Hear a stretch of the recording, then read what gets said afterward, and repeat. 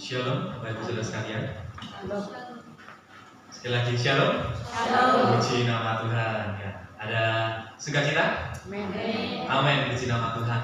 Ada sukacita kita kembali hadir berjumpa dengan Tuhan. Kita rindu hadirat Tuhan. Kita rindu berkumpul kembali mendengarkan kebenaran firman Tuhan. Kiranya firman Tuhan memulihkan kita, menumbuhkan kita, dan berbuah serta menjadi saksi bagi setiap orang yang kita jumpai. Saya undang Bapak Ibu Saudara sekalian untuk bangkit berdiri. Mari kita naikkan sebuah pujian. Buka, kita kagum kebaikan Tuhan. Kita kagum kasih setia Tuhan yang selalu ada, selalu menolong kita tepat pada waktu.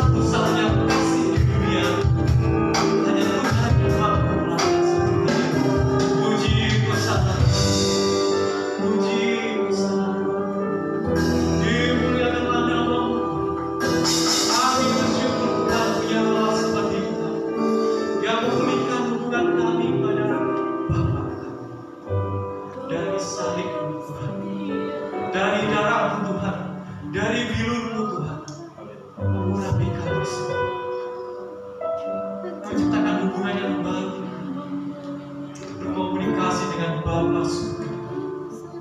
Terima kasih Tuhan, terima kasih. Puji salah Tuhan, haleluya Tuhan, terima kasih Yesus, terima kasih. Haleluya. Dalam kasih Yesus, saya hendak puji untuk membuka ibadah kita di depan Tuhan. Haleluya. Sungguh kami mengucap syukur Bapa pada pagi hari ini. Telah membuka kami Tuhan untuk bersama-sama bersekutu menyembah memuji nama-Mu Tuhan. Kami bersyukur buat anugerah, buat kasih setia-Mu ya Tuhan bagi kami. Kami bersyukur buat perlindungan dan penyertaan-Mu setiap hari dalam hidup kami. Terlebih kami bersyukur buat Roh Kudus yang senantiasa memimpin di dalam setiap langkah hidup kami. Kami bersyukur Tuhan karena Roh Kudus berkarya di dalam hidup kami. Pada pagi hari ini Tuhan kami mau serahkan hamba-Hamba-Mu yang mengambil bagian pada pagi hari ini Tuhan untuk melayani Engkau. Kiranya Tuhan memberkati WL, singer, musik, LCD, terlebih hamba-Mu yang akan menyampaikan sabda firman-Mu. Kami menyerahkan mereka semua Tuhan. Biarlah Engkau bekerja melalui mereka Tuhan. Apa yang Kau akan sampaikan, tersampaikan saat ini untuk memberkati kami jemaat-Mu ya Bapa. Terima kasih Bapa di dalam surga. Kami juga berdoa buat saudara kami yang masih dalam perjalanan. Kiranya Tuhan hantar sampai di tempat ini dengan hati yang penuh ucapan syukur, bersukacita atas Engkau ya Tuhan. Dan kami juga berdoa buat saudara kami yang mulai lemah imannya.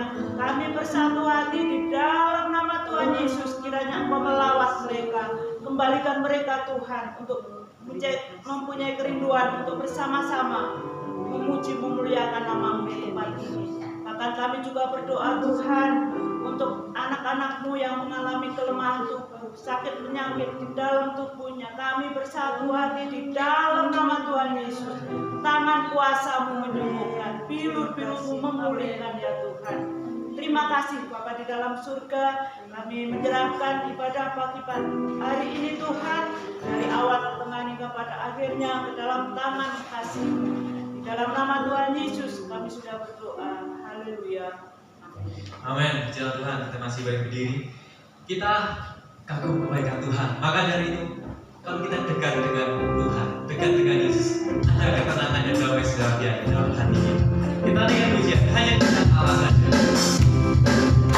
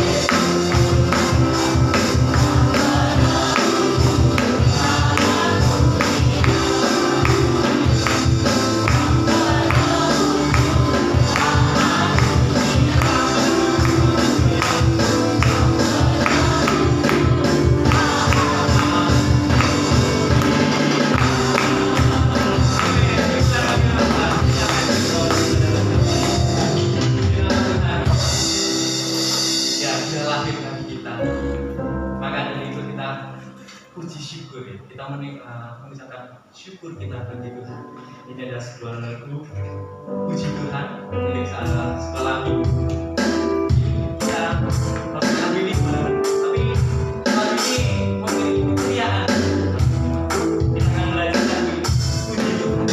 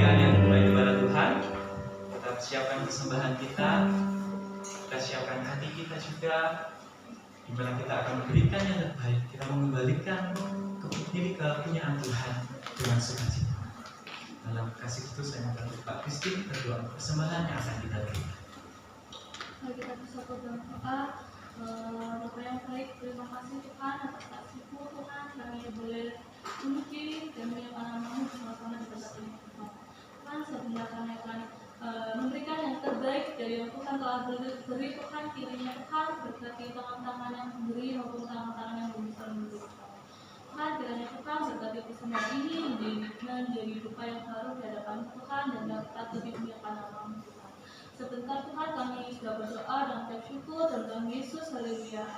Amin. Kita naikkan lagu puji Tuhan.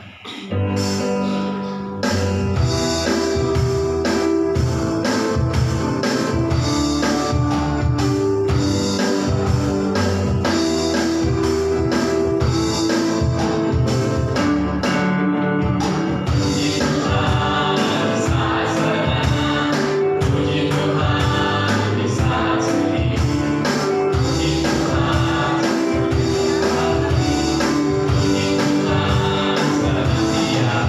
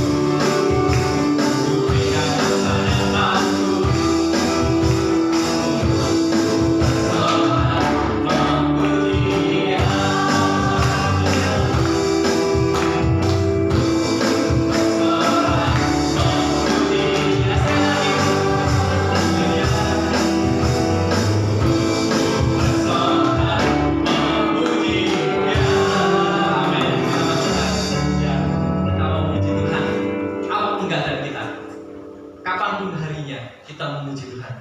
Saat senang, saat sedih, dimanapun kita berada.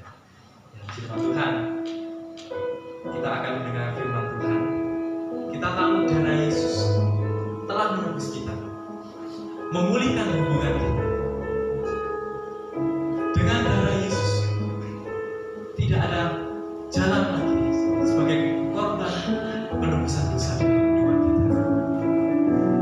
Maka dari itu kita akan panggil nama Yesus, kita serukan nama Yesus, karena Dia satu-satunya penebus bagi kita.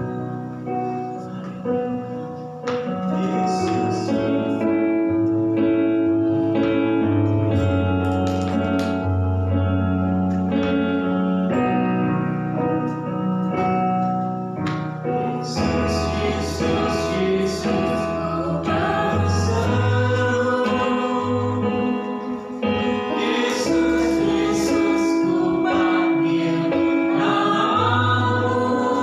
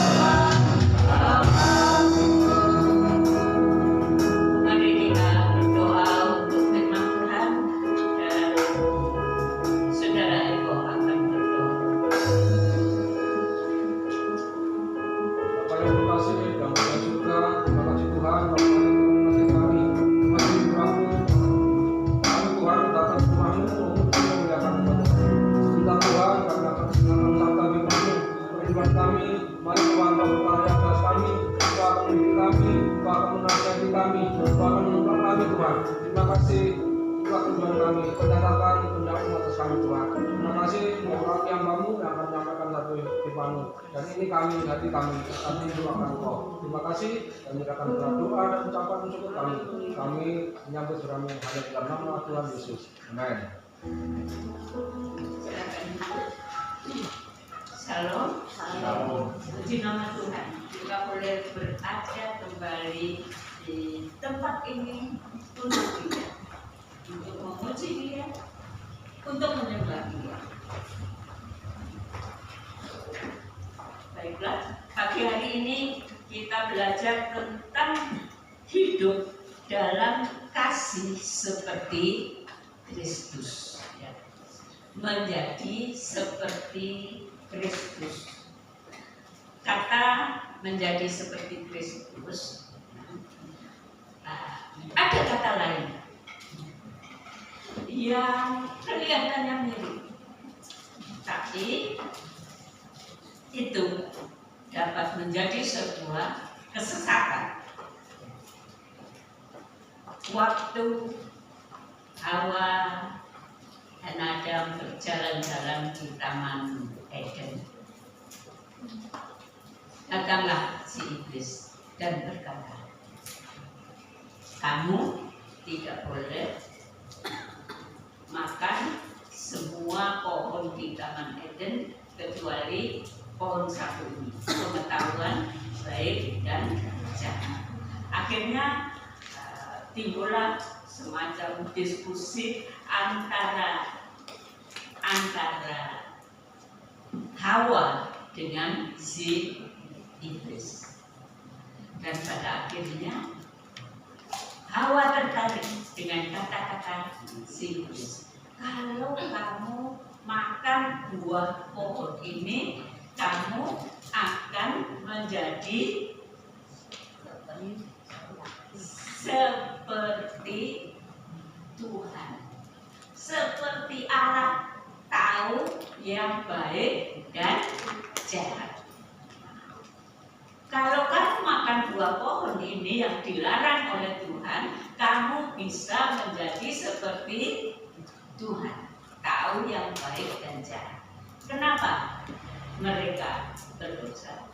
Karena sesuatu ingin menjadi seperti Allah, tapi dalam kehebatan Allah, dalam kemuliaan Allah. Jadi di dalam hatinya ada suatu keinginan untuk menjadi hebat, menjadi seperti Allah, tapi untuk menjadikan dirinya hebat. Itulah yang tidak benar.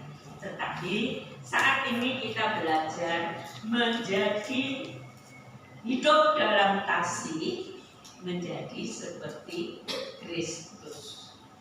Menjadi seperti Kristus dalam kasihnya, bukan dalam kehebatannya. Bukan ada suatu hati ingin menjadi orang yang hebat. Bapak Ibu, pagi hari ini kita akan membandingkan dua sosok yang sangat terkenal di dunia ini. Itu terjadi pada peristiwa sejarah hampir 2000 tahun yang lalu, lebih dari 2000 tahun yang lalu, atau sampai sekitar 2000 tahun yang lalu. Dua sosok yang hebat tetapi bertolak belakang.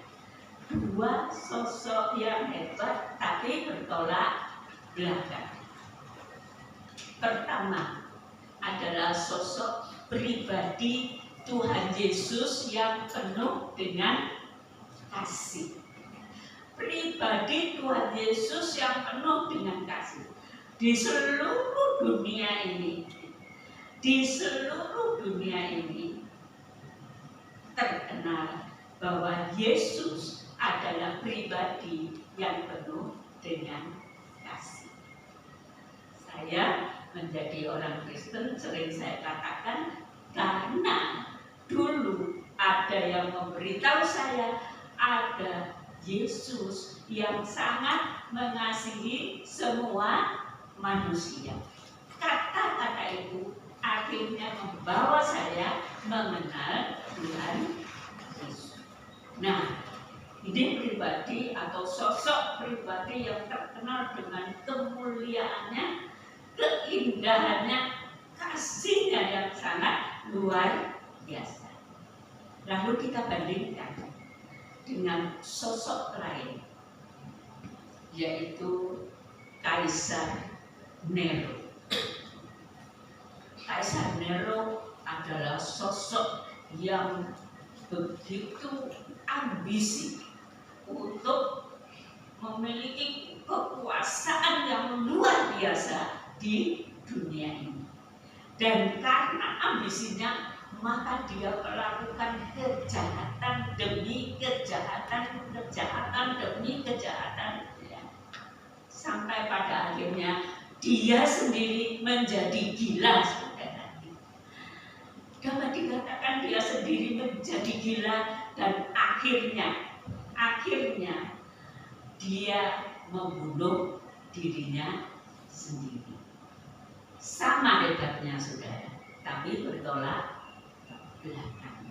Mari sekarang kita melihat yang pertama di dalam kitab Filipi 2 ayat 5 sampai dengan 10. Filipi 2 ayat 5 sampai dengan 10. Mari silakan membacakan.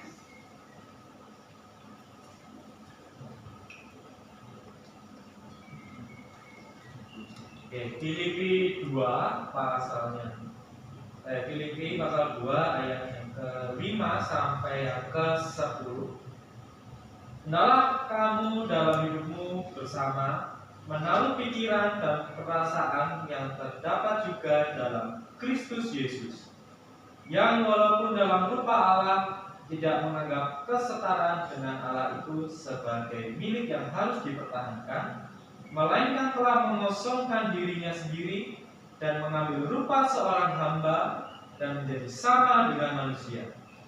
Dan dalam keadaan sebagai manusia, ia telah merendahkan dirinya dan taat sampai mati, bahkan sampai mati di kayu salib.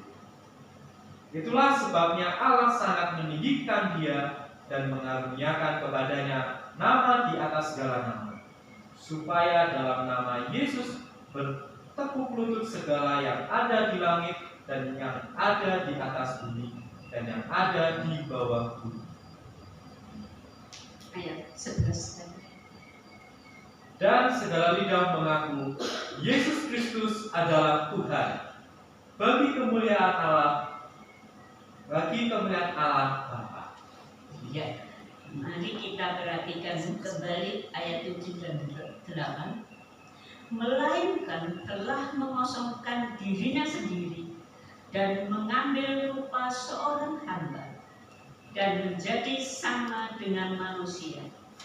Dan dalam keadaannya sebagai manusia, ia telah merendahkan dirinya dan taat sampai mati, bahkan sampai mati di kayu salib. Itulah sebabnya ayat 9, Allah sangat meninggikan dia dan mengaruniakan kepadanya nama di atas segala nama.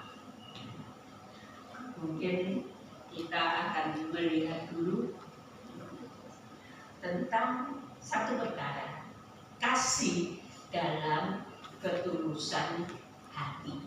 Kasih dalam ketulusan hati. Ada nggak kasih tanpa ketulusan hati? Ada, saudara. Ada. Kasih dalam ketulusan hati dimiliki oleh Tuhan Yesus. Dan mari kita lihat bahwa Kaisar Nero bertolak belakang dengan Tuhan Yesus. Karena apa? Dia akhirnya jadi kaisar karena sebuah ambisi. Ambisi siapa? Ambisi dari ibunya. Ibunya memang cantik, orang kerajaan, katakan orang keluarga kekaisaran. tetapi dia begitu ambisi untuk memiliki kekuasaan dalam kekaisaran. Karena pada waktu itu, kalau dia berkuasa di kekaisaran, berarti dia berkuasa atas seluruh kerajaan atau seluruh manusia yang ada di bumi ini pada zaman itu. Ambisinya sangat besar dan dia tempuh dengan usaha luar biasa sudah. Tetapi bukan karena kasih. Dia akhirnya merayu entah dengan cara bagaimana sehingga dia berhasil menjadi istri dari pamannya sendiri yang waktu itu menjadi kaisar. Jadi keponakannya ini berusaha sedapat mungkin untuk mendapatkan hati dari sang kaisar ini dengan satu tujuan, nanti aku akan memiliki kekuasaan. Dia sudah punya anak dan dia memang menyediakan anaknya ini nanti jadi kaisar, tapi yang nanti akan dikuasai oleh dirinya sendiri. Dan akhirnya berhasil menjadi istri paman. Paman ini sudah mempunyai anak laki-laki yang nanti akan melanjutkan kekaisarannya. Tetapi oleh bujuk rayu sang ibu ini, sang wanita cantik ini, akhirnya pamannya menetapkan anak dari yang cantik ini bukan anaknya sendiri untuk melanjutkan menjadi kaisar. Dan anaknya sendiri disisihkan. Itulah yang terjadi pada masa itu. Dari awalnya ada sesuatu yang bersifat ambisi. Nanti kita lanjutkan yang berikut. Lain dengan apa yang kita baca tadi tentang Tuhan Yesus. Dia meninggalkan kemuliaannya, keberadaannya sebagaimana Allah yang Maha Kuasa. Dia turun ke bumi, menjelma menjadi manusia, dikatakan dia mengosongkan dirinya dan hidup taat kepada Bapaknya sampai pada akhirnya dia mati di atas kayu salib. Mari kita belajar untuk menjadi seperti Tuhan Yesus, memiliki kasih dengan ketulusan hati. Kasih dengan ketulusan hati. Apa? Ada kasih tanpa ketulusan? Ada saudara. Seperti tadi, sang wanita cantik kelihatannya mengasihi, cinta kepada pamannya. Di balik itu ada sesuatu yang ada dalam dirinya. Nah, mari kita belajar bahwa hidup ini memancarkan kasih tanpa sesuatu di balik itu untuk kepentingan diri sendiri. Karena itu Tuhan Yesus mengajarkan dalam Matius 5 ayat 37, mungkin kita tidak bisa membacanya. Tuhan berkata, jika iya, hendaklah kamu katakan iya. Jika tidak, hendaklah kamu katakan tidak.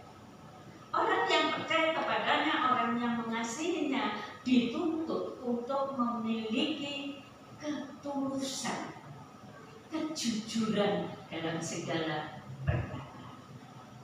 Saya waktu Kesia dulu tidur di sini ya. Memang kadang-kadang tradisi orang Jawa itu kalau menghargai orang yang lebih tua, menghargai orang lain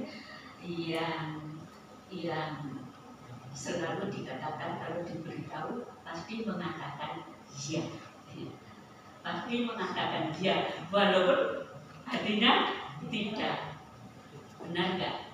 Untuk menghargai orang lain katanya.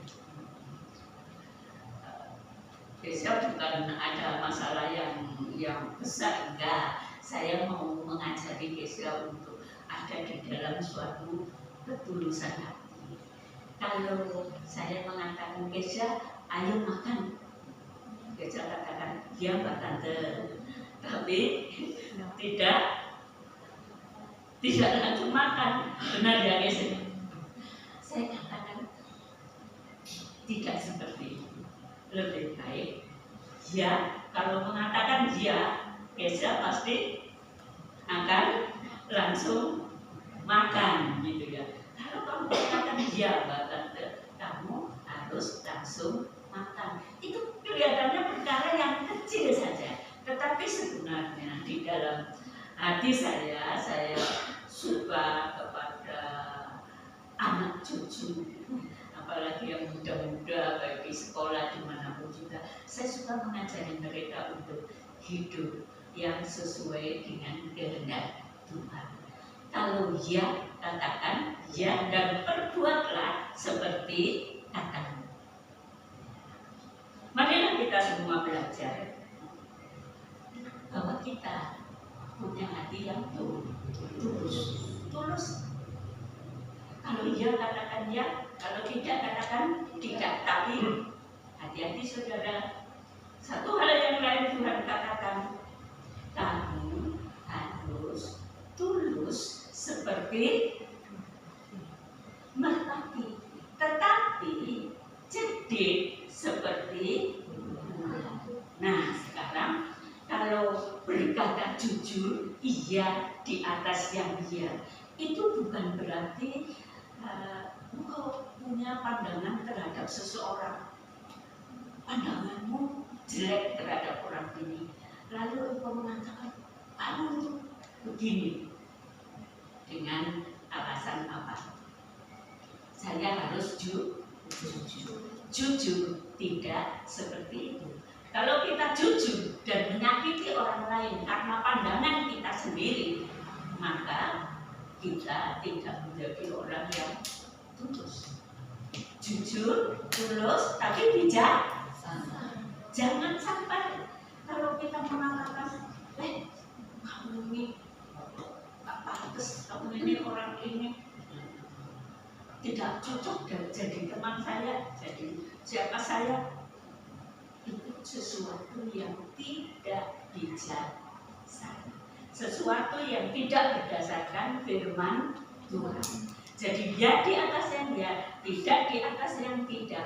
Ada hidup penuh dengan ketulusan, tapi penuh dengan kebijaksanaan, penuh dengan ketulusan dalam kebijaksanaan seperti burung merpati yang menjadi gambaran ketulusan. Yang kedua, mari kita perhatikan Filipi 2 ayat 8, saya bacakan sekali lagi. Dan dalam keadaan sebagai manusia, ia telah merendahkan dirinya dan taat sampai mati, bahkan sampai mati di kayu salib. Nero dalam kesombongannya dan ambisi kekuasaannya, dia mau menjadi seorang yang hebat, saudara. Apa yang dia lakukan?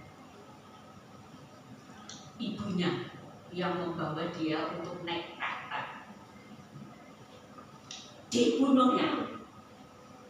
Karena apa? Karena dia merasa ibunya itu seperti menguasai dia. Dia takut kalau nanti pemerintahan yang ada dikuasai oleh ibunya. Dia bunuh ibunya. Yang kedua, dia sudah punya istri. Dia cinta kepada satu wanita yang lain. Istrinya dibunuhnya. Istrinya dibunuhnya. karena dia hidup bersama istrinya yang kedua ini, dia mulai bosan, dibunuh juga. Nah, itulah orang yang hidup dalam sebuah ambisi demi kepentingan diri sendiri. Demi kepentingan diri sendiri. Dalam Filipi 2 ayat 5-6, saya bacakan kembali. Hendaklah kamu dalam hidupmu bersama menaruh pikiran dan perasaan yang terdapat juga dalam Kristus Yesus, yang walaupun dalam rupa Allah tidak menganggap kesetaraan dengan Allah itu sebagai milik yang harus dipertahankan. Nero dengan kekuasaannya dia tentu tidak mau direndahkan. Dia ingin menjadi yang paling hebat, sebab semua orang yang tidak mengikuti dia atau yang tidak memuaskan dirinya, orang itu diapakan? Dibunuh. Tetapi Kristus lain lagi. Dia punya kekuasaan yang maha tinggi, tapi ia merendahkan dirinya. Ia mengosongkan dirinya dari kekuasaannya, kebesarannya, kemuliaannya. Dia turun ke bumi, menjelma menjadi manusia, menjadi seorang hamba. Begitu dia merendahkan diri karena kasihnya kepada kita. Saya tanya,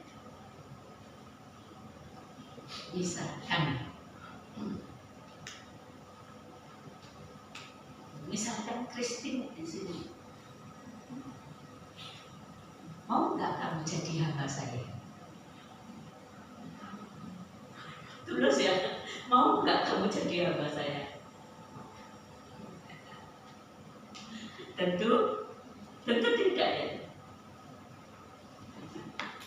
Jadi hamba, hamba yang harus seperti pada zaman yang lalu itu dikuasai oleh keluarga, harus bekerja banyak untuk keluarga, harus melakukan segala sesuatu sesuai dengan tuannya. Tentu Kristen tidak mau ya. Tetapi Tuhan Yesus,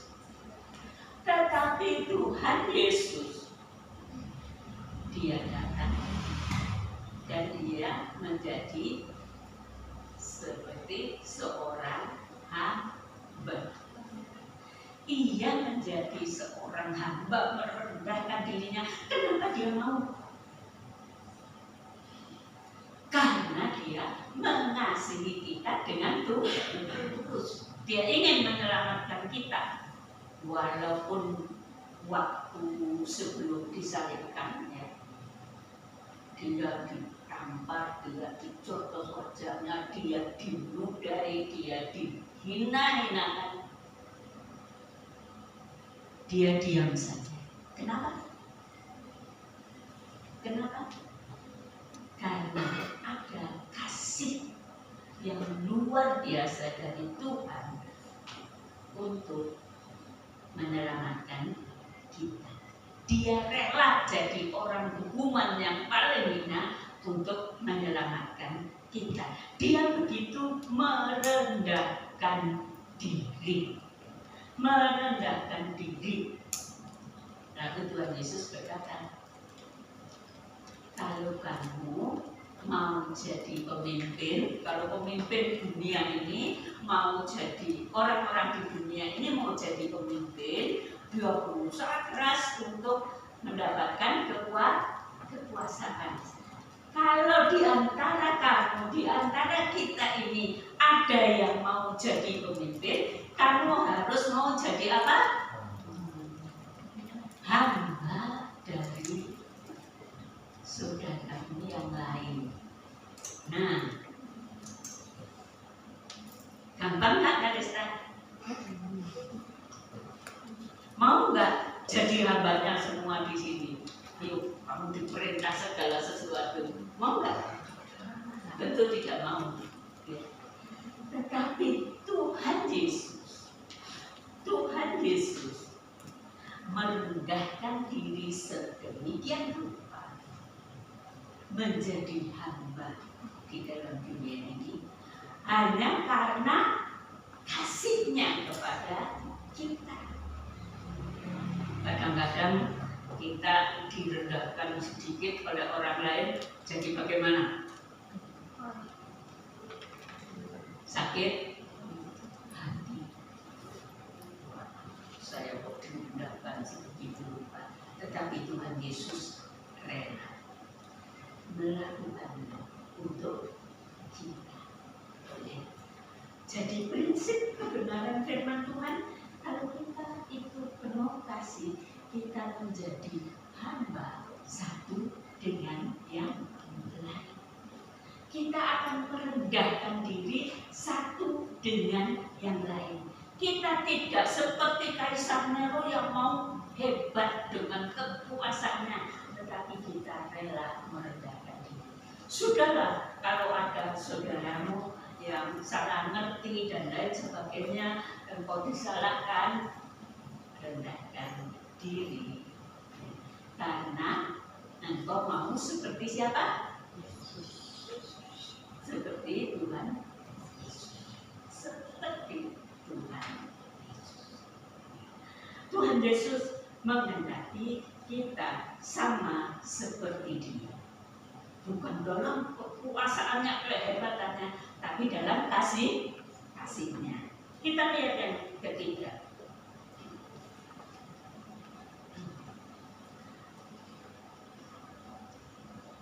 Kasih yang rela berkorban.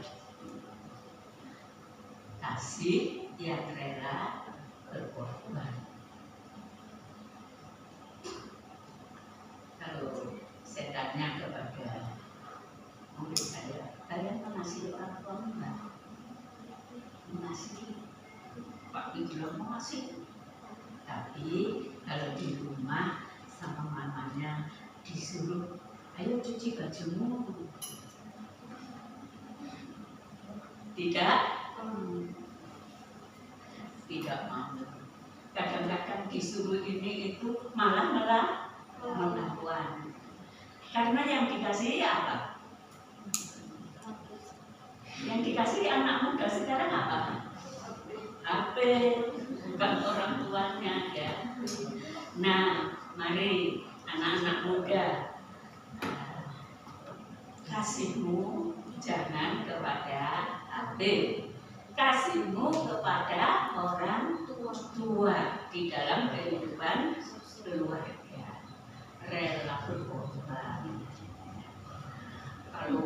Kalau nanti mungkin ingin bekerja, ingin mendapat hasil, saya akan memakainya untuk membantu orang tua. Amin. Amin. Amin yang muda. Amin. Jangan kalau nanti saya sudah bekerja dapat hasil karena nggak peduli orang tua, itu uangku sendiri. Bukan seperti itu ya. Mari kita meneladani kasih Yesus yang rela berkorban. Kita melihat yang berikut.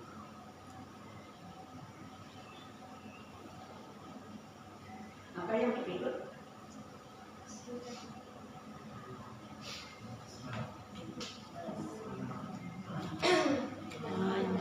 Kasih yang menyelamatkan. Kalau tadi saya ceritakan tentang Kaisar Nero, sesudah membunuh tiga keluarganya, dua istri dan orang tuanya, kemudian dia terus lagi bertambah.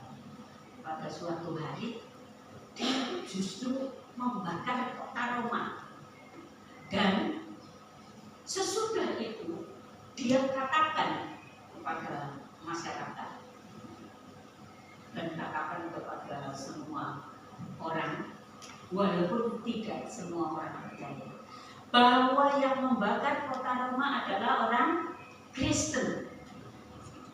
Lalu orang Kristen ditangkap semua, dianiaya, baik dihadapkan kepada singa yang lapar, dan mereka dimakan oleh singa itu di tengah sebuah area olahraga yang sangat luas, disaksikan oleh seluruh masyarakat. Ada yang dipenggal, ada segala macam, dan banyak orang Kristen mati pada zaman Kaisar Nero. Lihat dari kejahatan yang beberapa akhirnya bertambah besar, dan kemudian dia itu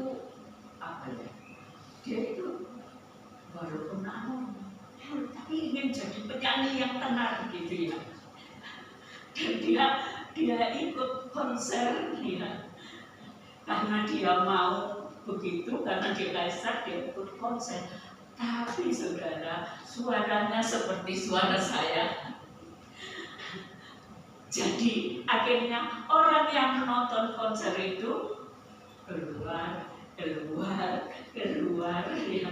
Kenapa? Karena suaranya sangat tidak menyenangkan dia. Entahlah bagaimana, itu semacam satu kegilaan yang mulai ada di dalam dirinya, dan kemudian kita tahu pada akhirnya segala macam yang jahat dilakukan sesuka hati, dia membunuh orang sesuka hati dan lain sebagainya. Akhirnya dia diancam oleh, kalau di sini anggota DPR ya, yang mewakili rakyat itu, dia diancam untuk dihukum mati ya, karena perbuatannya yang sangat jahat. Dan pada saat diancam dihukum mati, kalau tadinya dia menghukum mati orang seenaknya, menganiaya orang seenaknya, waktu dia diancam dihukum mati, dia takut, dia melarikan diri, mencari perlindungan. Akhirnya karena takutnya dia membunuh dirinya sendiri. Lihat itu dari diawali dengan sebuah ambisi, bertambah jahat, akhirnya kebinasaan untuk dirinya sendiri. Dia Kaisar yang paling dikenal dengan kekejamannya, dan akhirnya mati bunuh diri. Nah, tetapi kalau kita menjadi seperti Yesus di dalam kasih-Nya, maka Tuhan Yesus mengasihi manusia untuk menyelamatkan kita manusia, menyelamatkan nyawa. Dan kalau kita punya ambisi seperti Nero, hati-hati, kuasa kegelapan akan membawa kita lebih jauh dari Tuhan. Firman Tuhan sendiri mengatakan, kalau seorang ada roh Allah di dalam hatinya, lalu lama-lama dia tolak roh Allah itu, terus rumah hatinya jadi kosong, dibiarkan kosong, nggak ada roh Allah. Akhirnya yang masuk siapa? Ada berapa? 7 roh setan yang akan masuk ke dalam dirinya, sehingga dia yang akhirnya menjadi seperti Nero itu. Hitungan 7 adalah suatu hitungan yang seperti, bagi orang Yahudi itu seperti suatu yang sempurna. Jikalau kita tidak memberi tempat kepada Roh Allah di dalam hati kita, maka roh dunia, roh kedagingan, keinginan daging itu akan mulai menguasai kita. Jikalau kita punya ambisi untuk kepentingan diri kita sendiri, ada di gereja yang begitu? Di seluruh gereja di dunia ini ada, saudara. Mungkin banyak juga. Kalau seorang hanya memikirkan dirinya sendiri, kepentingannya sendiri, tidak belajar mengasihi seperti Yesus mengasihi, akan terdapat pemimpin gereja yang akhirnya secara ini dapat digambarkan seperti Nero, menghancurkan dirinya sendiri. Dan itu yang dikatakan oleh firman Tuhan. Bukan orang yang berseru aku Tuhan, Tuhan akan masuk ke dalam kerajaan surga, tetapi orang yang melakukan kehendak Bapa. Tuhan katakan, nanti tiba waktunya, pada waktu engkau dipanggil, Tuhan berkata kepada orang ini, aku tidak kenal kamu, masuklah ke dalam kebinasaan kepala. Ngeri, saudara, ngeri. Karena itu mari kita bawa hati kita tolak belakang dari itu. Mari jauhkan dari segala sesuatu yang sesuai hanya untuk kepentingan pribadi kita. Kita bawa hidup kita supaya kita mengasihi Allah dan mengasihi sesama. Jangan terlalu berpikir tentang kepentingan diri sendiri. Kalau engkau susah, bolehkah engkau berdoa memohon pertolongan Tuhan? Boleh?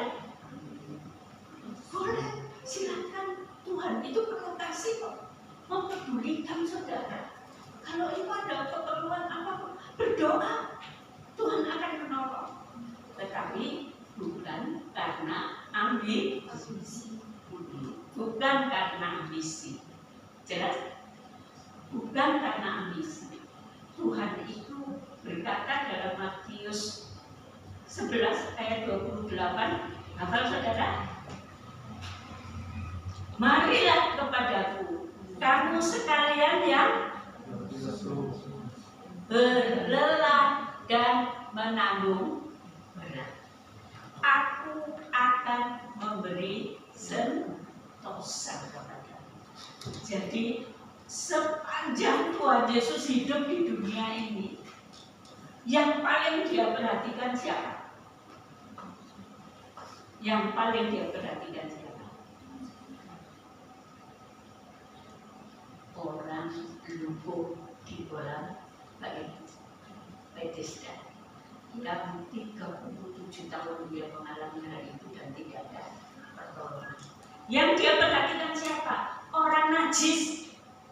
Siapa orang najis itu? Orang-orang yang kena kusta oleh masyarakat, dianggap orang najis, tidak boleh masuk kota. Kalau masuk kota disuruh berkata najis, supaya orang tidak dekat dengan dirinya. Orang itu yang diperhatikan oleh wanita yang kena sakit perdarahan yang tidak mungkin bisa sembuh. Dengan menjamah jubahnya dia disembuhkan. Bahkan sampai kepada orang gila di jalanan itu diperhatikan oleh Tuhan, dikasihi oleh Tuhan. Jadi jangan ada di tempat ini yang merasa bahwa aku tidak berarti, aku miskin, aku susah, Tuhan tidak perhatikan aku. Ingat, waktu dia hidup di dalam dunia ini, dia perhatikan. Anak-anak kecil yang pada zaman itu tidak boleh ikut kalau orang tua sedang ada pertemuan. Ada orang yang membawa anaknya kepada Tuhan. Muridnya mengatakan, jangan. Tapi Tuhan Yesus katakan, bawalah anak itu kepada dia ambil, dia gendong, dia taruh di pangkuannya. Dia sangat mengasihi mereka yang kelihatannya tidak berharga. Jangan merasa dirimu itu tidak berharga dan tidak dapat berhormat. Jangan. Karena engkau adalah orang yang paling dikasihi Tuhan Yesus. Kalau engkau merasa saya perlu di dalam hidup ini, berdoa, Tuhan, saya percaya engkau mengasihi saya. Amin. Saat ini saya suka kita berdiri sebentar untuk yang om dengan mengatakan, Tuhan Yesus sangat mengasihi aku dan aku mau mengasihi Tuhan. Mari yang kau muda berdiri bersama-sama.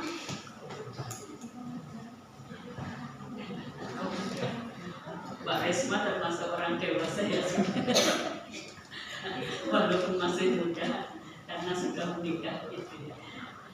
Orang muda, mari berdiri dan kita sebutkan bersama-sama. Apa tadi? Tuhan Yesus sangat mengasihi aku.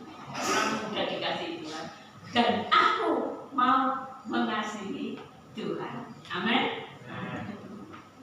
1, 2, 3. Tuhan Yesus sangat mengasihi aku dan aku mau mengasihi Tuhan. Amin. Silakan. Bapak Ibu, orang dewasa yang sudah menikah, ya walaupun tidak menikah tapi sudah dewasa, mari silakan berdiri. Sampaikan sesuatu di hadapan Tuhan.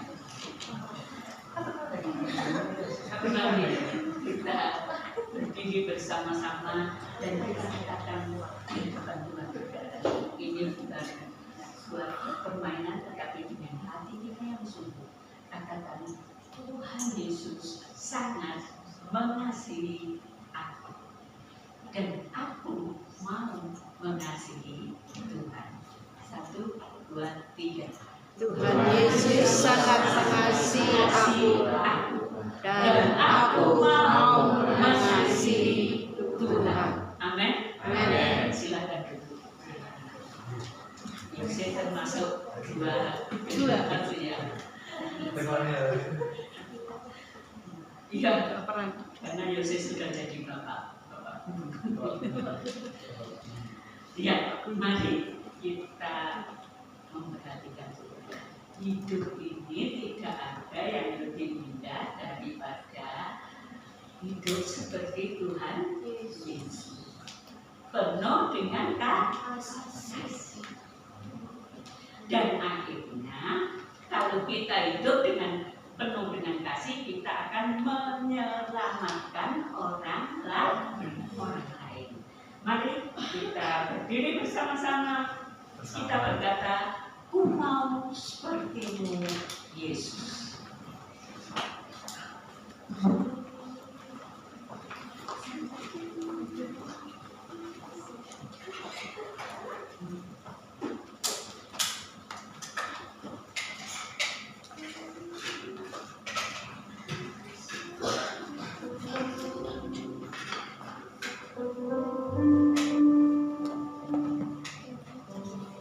Kita akan berkata kepada Tuhan, bagaikan bejana siap dibentuk.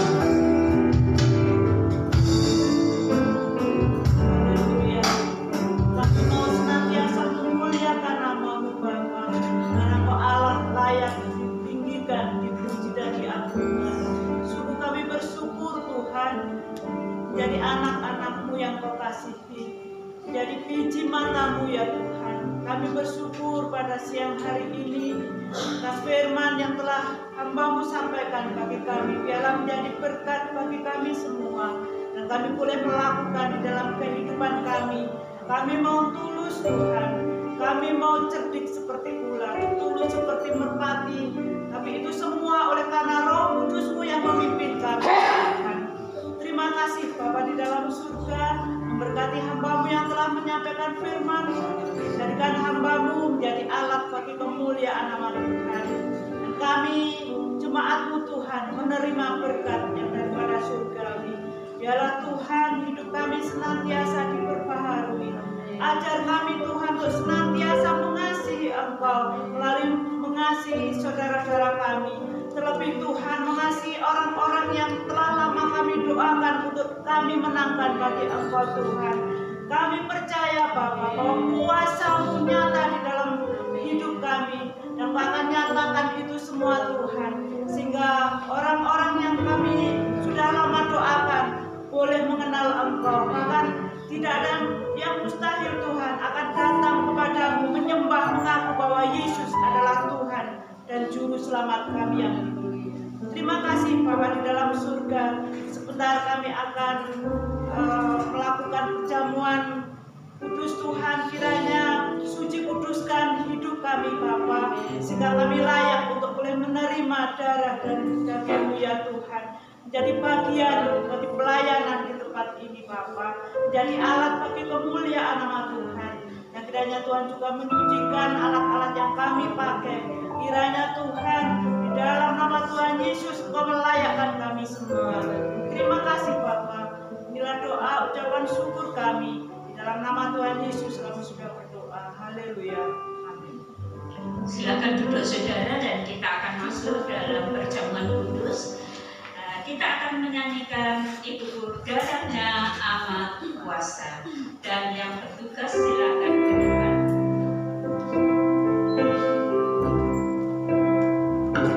Sama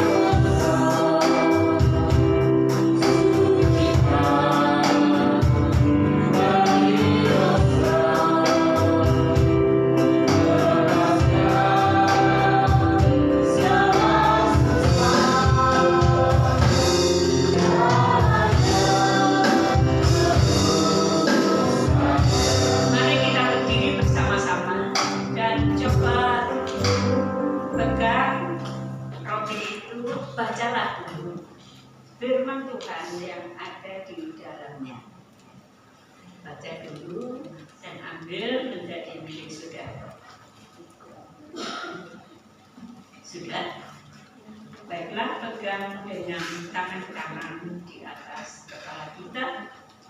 Saya akan sebutkan sebab apa yang telah kuteruskan kepadamu telah aku terima dari Tuhan, yaitu bahwa Tuhan Yesus pada malam waktu ia diserahkan mengambil roti, dan sesudah itu ia mengucap syukur atasnya, ia memecah-mecahkannya dan berkata, inilah tubuhku yang diserahkan bagi kamu, perbuatlah ini menjadi peringatan akan aku. Amin. Kita makan bersama.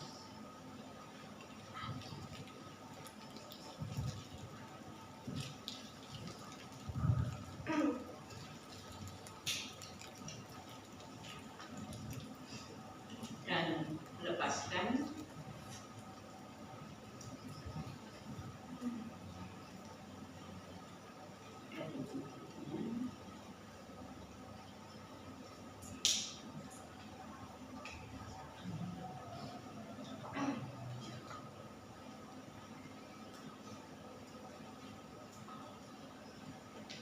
Mari angkat cawan itu dan saya bacakan.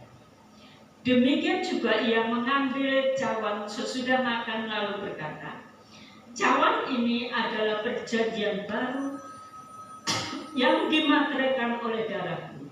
Perbuatlah ini setiap kali kamu meminumnya menjadi peringatan akan aku. Amin. Kita minum bersama.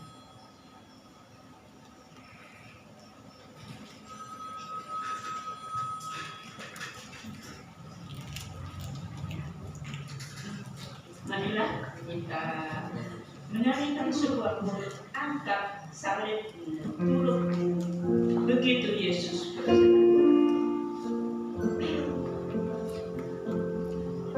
Kurnya saja.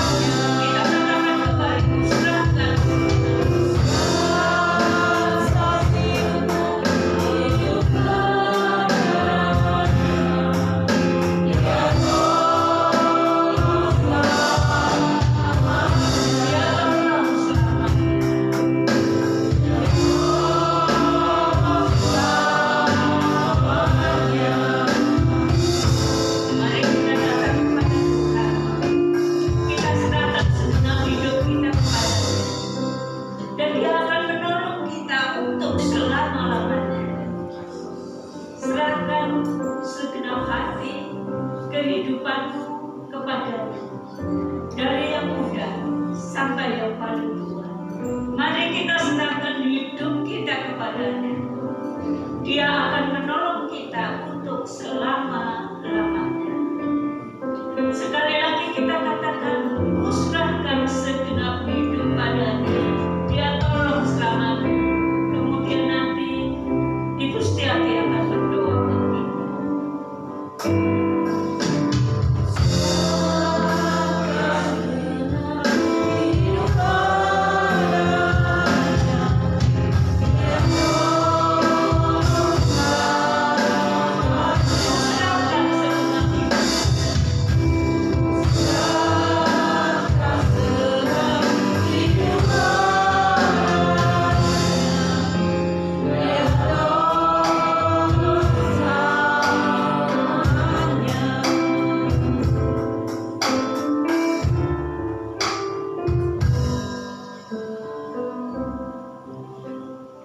Terima kasih Bapa. Kami mengucap syukur kami boleh memiliki Allah seperti Engkau. Allah yang begitu mengasihi kami sehingga merelakan segala-galanya untuk kami melalui Tuhan Yesus yang telah mati di atas kayu salib dengan pengorbanan yang luar biasa, agar kami yang mau percaya kami boleh diselamatkan dan mendapat hidup yang kekal. Itu bukti kasih-Mu yang besar bagi kami ya Tuhan. Oleh karena itu kami rindu Bapa, kami menyerahkan seluruh kehidupan kami, baik kami kaum muda, remaja, anak-anak. Kami mau menyerahkan masa depan mereka ke dalam tangan kasih-Mu, karena kami tahu bahwa di dalam Engkau ada pertolongan, di dalam Engkau ada kekuatan, di dalam Engkau ada masa depan yang cerah. Segala rancangan-Mu indah bagi mereka ya Tuhan. Kami percaya, kami mau taruh seluruh kehidupan mereka ke dalam tangan-Mu. Segala hal yang membawa mereka untuk mereka lebih dekat kepadamu, lebih setia dan mengasihi Engkau ya Tuhan. Demikian juga kami sebagai orang-orang dewasa, kami mengucap syukur Tuhan, Engkau berikan kekuatan bagi kami, Engkau berikan kasih setia-Mu bagi kami sehingga kami ada sampai saat ini oleh karena anugerah-Mu. Kami mau menyerahkan Tuhan pada masa tua kami ke dalam tangan kuasa dan kasih setia-Mu ya Bapa, agar kami boleh menjadi orang-orang yang bijaksana, orang-orang yang boleh menjadi terang, menjadi teladan bagi anak cucu menantu kami ya Tuhan. Kami mau serahkan seluruh kehidupan kami, masa tua kami di dalam rencana dan kehendak-Mu. Kami percaya Tuhan bahwa rencana-Mu juga indah bagi kami semua. Terima kasih Bapa di surga. Terima kasih buat kasih-Mu, terima kasih buat perjamuan kudus pada pagi hari ini. Kiranya Tuhan, melalui perjamuan ini kami boleh senantiasa mengingat akan kasih pengorbanan-Mu yang luar biasa bagi kami. Biarlah segala hormat kemuliaan hanya bagi-Mu. Di dalam nama Tuhan Yesus kami serahkan seluruh doa dan permohonan kami. Haleluya. Amin. Mari angkat tangan Bapak Ibu Saudara semua. Bapak Ibu Saudara yang saya kasihi, marilah kita pulang dengan segala berkat surga dari Bapa surga. Marilah kita pulang dengan kasih karunia anugerah Tuhan kita Yesus Kristus. Dan marilah kita pulang bersama Allah Roh Kudus yang akan menyertai kita, memimpin kita, mengurapi kita untuk menjadi berkat bagi banyak orang. Allah Roh Kudus menyertai dan menolong kita untuk mengasihi banyak orang yang membutuhkan Tuhan. Mari kita pulang bersama Allah Roh Kudus dari saat ini sampai Maranatha Tuhan datang yang kedua kali. Di dalam nama Tuhan